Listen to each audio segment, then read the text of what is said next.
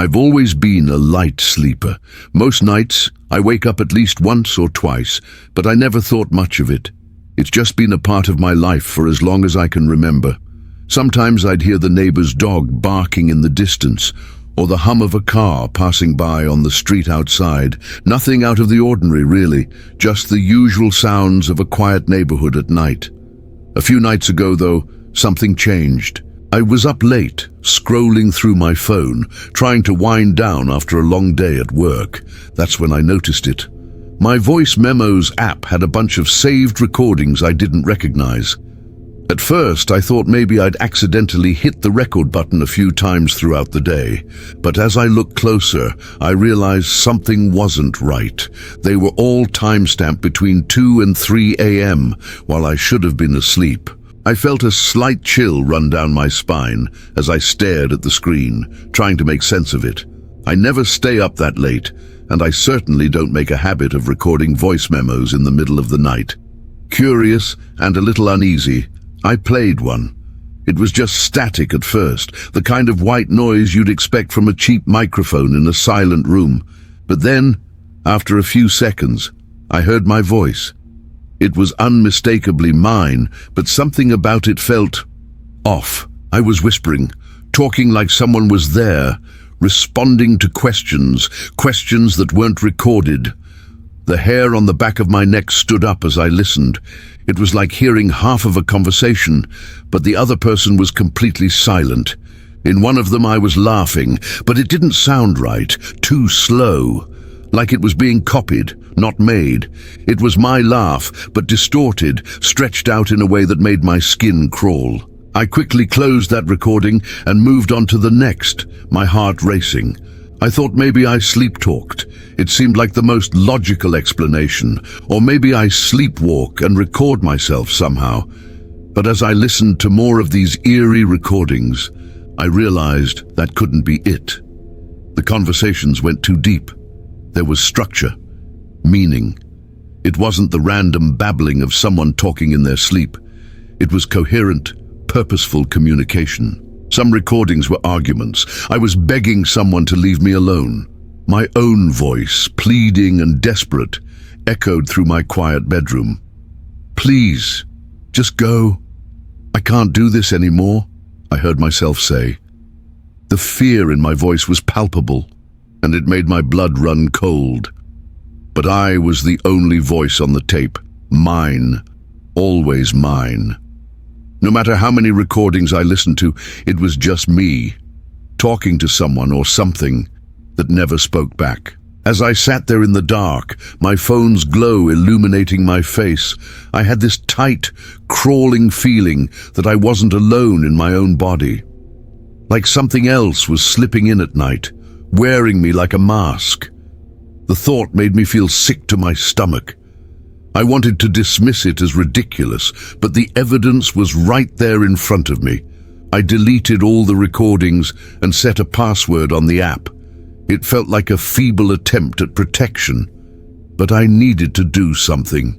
I told myself it was just a glitch, or maybe I was sleepwalking and needed to see a doctor, anything to rationalize what was happening. But the next night, there were new ones. The lock didn't matter. Somehow, some way, more recordings had appeared. My hands shook as I scrolled through them, each timestamp mocking me with its impossible existence. The last one I listened to, it chilled me to the bone. My voice said, "He's waking up. I have to go." There was an urgency to the whisper, a sense of panic that made my heart race, and then something that made my blood freeze in my veins. I heard footsteps, clear as day, the sound of someone walking across my bedroom floor, then the soft click of my bedroom door closing. The recording ended there, leaving me in a silence so profound it felt like it was crushing me. I live alone. There shouldn't be anyone else in my apartment, let alone my bedroom. I sat there paralyzed with fear, straining my ears for any sound that might indicate I wasn't alone. But there was nothing, just the pounding of my own heart and the rush of blood in my ears. I didn't sleep that night. How could I? Every time I closed my eyes, I imagined someone or something standing over me, waiting for me to drift off. I left my phone in the kitchen face down. It was a childish gesture, like covering your eyes to make the monsters go away. But it was all I could think to do. When morning finally came, I felt hollow and drained. The sunlight streaming through my windows should have been comforting, but it just made the shadows in the corners of my room seem darker by comparison. I dragged myself to the kitchen, dreading what I might find. But when I picked up my phone this morning, there was one new memo, just 10 seconds long. My finger hovered over the play button, trembling slightly. Part of me wanted to delete it without listening, to pretend none of this was happening. But I knew I couldn't ignore it. Whatever was going on, I needed to face it. I pressed play. The silence stretched for what felt like an eternity, though it was probably only a second or two. Then I heard it. My voice, whispering, "Don't fight it." Those 3 words echoed in my head long after the recording ended. Don't fight it. What did that mean? What was I supposed to not fight? The fear, the entity that seemed to be taking over my body at night, my own sanity slipping away.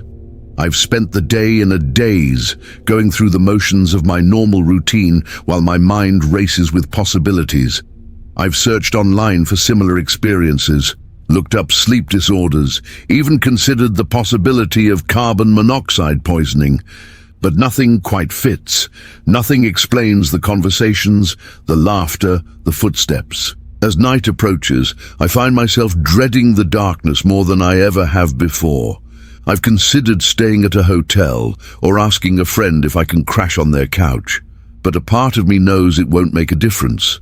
Whatever this is, it's not tied to my apartment. It's tied to me. I've set up a camera in my bedroom. It feels like a last-ditch effort to understand what's happening to me. But as I sit here writing this down in hopes that someone might make sense of it, if something happens to me, I can't shake the feeling that I'm making a terrible mistake. What if I see something I can't unsee? What if the camera captures something that shatters my perception of reality? Or worse, what if it shows nothing at all, proving that whatever is happening is all in my head? The sun is setting now, casting long shadows across my living room. In a few hours, I'll have to decide whether to go to bed or try to stay awake all night again. Neither option feels safe. Neither feels like it will stop whatever's happening. As I finish writing this, my phone buzzes with a notification. A new voice memo has been created, but I haven't touched my phone in hours. It's sitting on the coffee table, just out of reach. I stare at it, my heart pounding in my chest. Do I listen to it? Do I delete it? Or do I do what it told me to do? Don't fight it. I don't know what's going to happen tonight. I don't know if I'll wake up as myself tomorrow, or if something else will be wearing my skin. All I know is that the line between waking and sleeping, between reality and nightmare, has blurred beyond recognition. And somewhere, in the back of my mind, I hear my own voice whispering, "Don't fight it, don't fight it, don't fight it." I never thought I'd be afraid of the dark again. Not since I was a kid, anyway. But here I am, a grown adult, sitting in my new apartment with every light on, dreading the moment when night falls. It all started about a week after I moved in.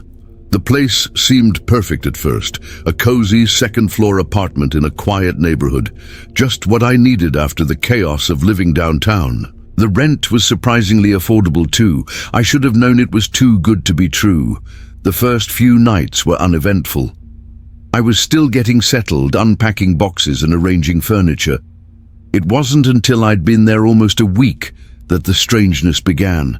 I remember that first night vividly. I was lying in bed, scrolling through my phone before going to sleep. It was around 11 p.m. when suddenly, without warning, the lights in my bedroom went out. Just like that, pitch black.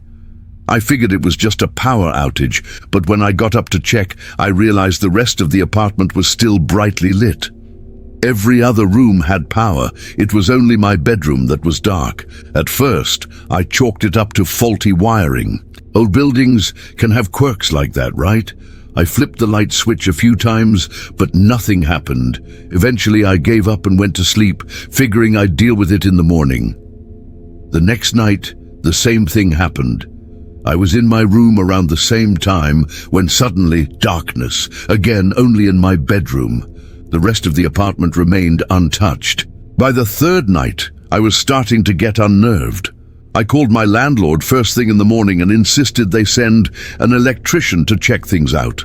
The guy came, poked around for a while, tested all the wiring and outlets. He couldn't find anything wrong, said everything looked perfectly normal. I tried to explain what was happening, but I could tell he didn't really believe me. He probably thought I was some paranoid new tenant making a fuss over nothing, but I knew something wasn't right. I could feel it. That night, I was determined to figure out what was going on. I sat in my bedroom, waiting. As 11 p.m. approached, I lit a candle just in case. Sure enough, right on schedule, the lights went out. In the flickering candlelight, I scanned the room, looking for anything out of place. That's when I saw it. There, on the inside of my bedroom window, was a wet handprint. My blood ran cold. I live on the second floor. There's no balcony, no trees nearby, no possible way anyone could have touched that window from the outside. And I know for a fact that handprint wasn't there before the lights went out. I sat there frozen, staring at that impossible handprint. As the candle flame danced, casting eerie shadows around the room, I began to feel like I wasn't alone. There was a presence here, watching me from the darkness. I could almost feel its eyes on me, studying my every move. Over the next few nights, things escalated. The blackouts continued, always at the same time, always only in my bedroom. But now, I started noticing other things. Objects moved when I wasn't looking. The temperature would suddenly drop, leaving me shivering under my blankets. Sometimes I'd wake up in the middle of the night to find all my dresser drawers open or my closet door ajar. I tried to rationalize it. Maybe I was sleepwalking, or maybe the stress of moving was getting to me, but deep down I knew better. Something was in my apartment. Something that didn't want me here. I started dreading nightfall. As soon as the sun began to set, my anxiety would spike. I'd turn on every light in the apartment, as if that could somehow keep whatever it was at bay. But it never worked. Every night, without fail, my bedroom would be plunged into darkness. I began to notice patterns. The entity, or whatever it was, seemed to react to light. If I tried to use my phone's flashlight or bring in a lamp from another room, strange things would happen. The bulbs would burn out instantly. Batteries would suddenly die. It was like it was actively fighting against any illumination. One night, in a moment of desperation, I decided to stay awake all night with the lights on. I thought maybe if I could just make it until dawn, I'd be safe. I sat in my living room, every light blazing, determined not to let sleep take me. But as the clock struck 11, I watched in horror as the lights began to flicker. One by one, they went out, plunging the entire apartment into darkness. And then, in the pitch black, I heard it. Soft, wet footsteps, coming from my bedroom, getting closer. I ran.